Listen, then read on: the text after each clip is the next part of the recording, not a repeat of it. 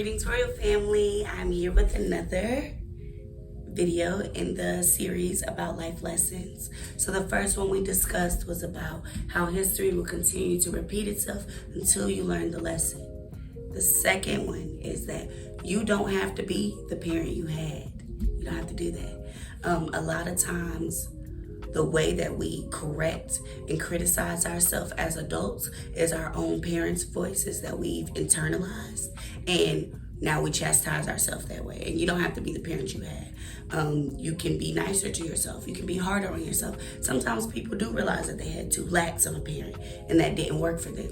So they have to be a little stricter with themselves. Sometimes people are too hard on themselves. I'm a person who was harder on myself.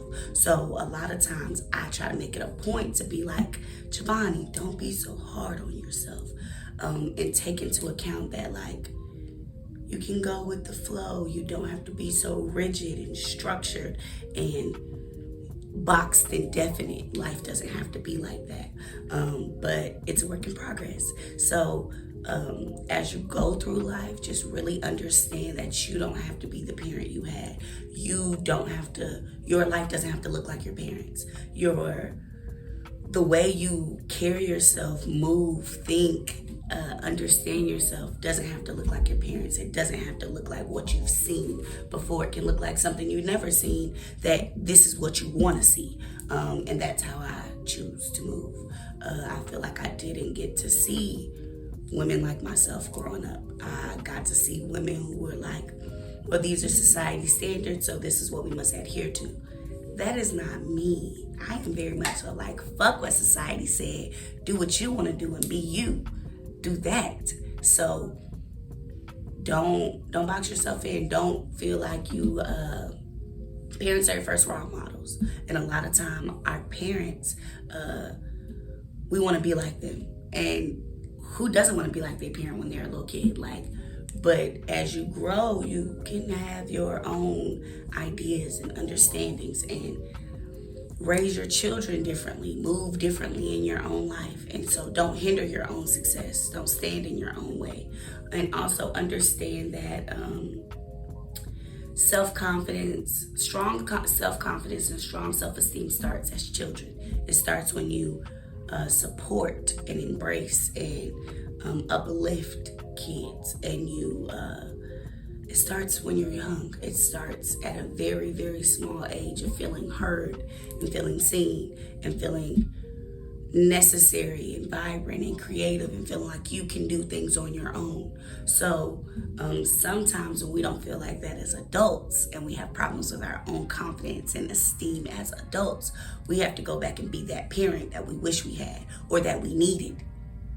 Sometimes we didn't even wish we had it. That's just what we needed. And we didn't know that's what we needed. And it's very difficult. It is very difficult to unlearn the way you have learned to talk to yourself. It is very difficult, but it's necessary. And it changes everything.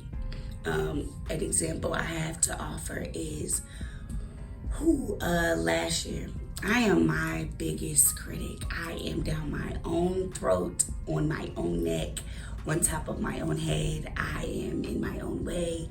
That is my biggest thing.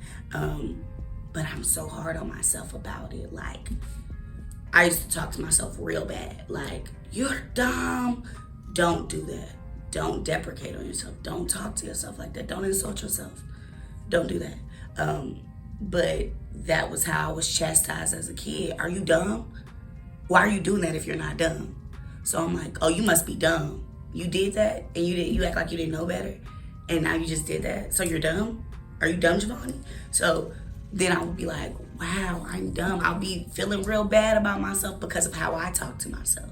So then you're willing to let other people talk to you and deal with you in ways that's still not good for you because you deal with you in a way that's not good for you. You got to check that shit first. All the changes you want to see start with yourself. They start right here in your own heart internally. So a lot of times I was like, why motherfuckers be talking to me crazy? Baby, you talk to you crazy. You talk to you crazy. So you got to cut that shit out. You got to stop that. Once you stop talking to yourself crazy, then you'll be like, what the fuck they just say to me?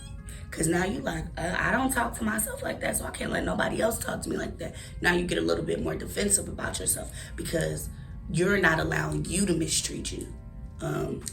Yeah, I know The Four Agreements is like my favorite book right now this year. And one of the things the man said in the book was like, ain't nobody ever treated you worse than you treated yourself, because you allowed all the ways that you allowed someone to mistreat you. So you've treated yourself the worst that anybody else has ever treated you. So now you have to learn to treat yourself better. And when he said that, I was sitting there and I was like, oh shit. And it's crazy because that doesn't mean that everything bad that's happened to you is not your fault, or that it is your fault. It doesn't mean either or. But it means you have to take some accountability for the things you've allowed in your life. It's your life. So if you've allowed these things, if you've allowed yourself to talk down to yourself, if you allowed yourself to beat up on yourself to the point where you're in your own way, you're hindering your own growth, you have to stop that. But you have to be aware. You have to tap in. You have to start learning to see yourself a little bit clearer and talk to yourself nicer. So back to the rule is that you don't have to be the parent that you had. You don't have to do that. And you don't have to, and that doesn't mean that your parent was bad.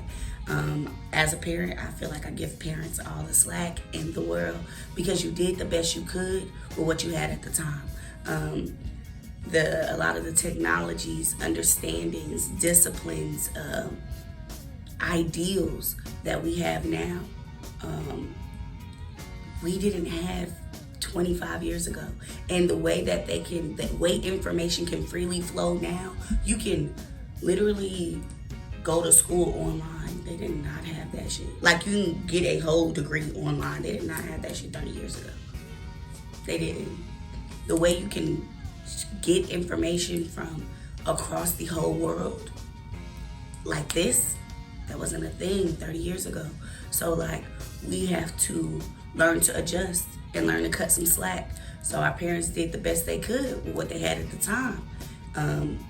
And you appreciate it. You look at how you can do better, how you can make these better, how you can build on top of that and elevate what they had already given you and move forward.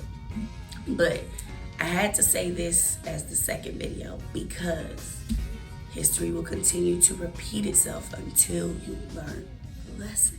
So if you don't learn from what your parents did, then history will repeat itself. You'll make the same mistakes, have the same issues with your own babies, with your own generations coming in the future.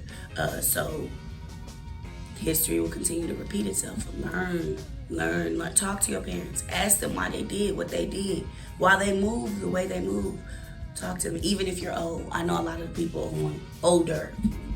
A lot of people who watch my channel is over that little 30 bracket.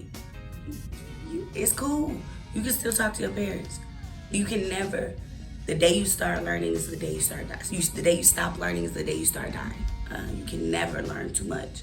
You can never learn too much. Learn why people move the way they move and why they move. That doesn't mean that everyone is going to move like that. And it doesn't mean that this is now a generalization or a stereotype. But learn why people move the way they move. Take time to understand, especially people who share your blood and your lineage. People who share that. Learn why they move the way they move, because those movements, those understandings is in you. So when you start moving differently, you can understand. You can get why. You can see yourself a little bit more clear without as much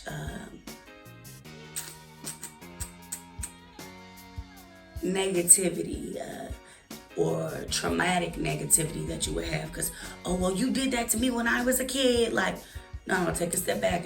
Heal from that first if you need to. Heal from that first so you can have the conversation objectively without feeling so hurt about why your parents did what they did. But learning from your parents is something that is necessary for your growth.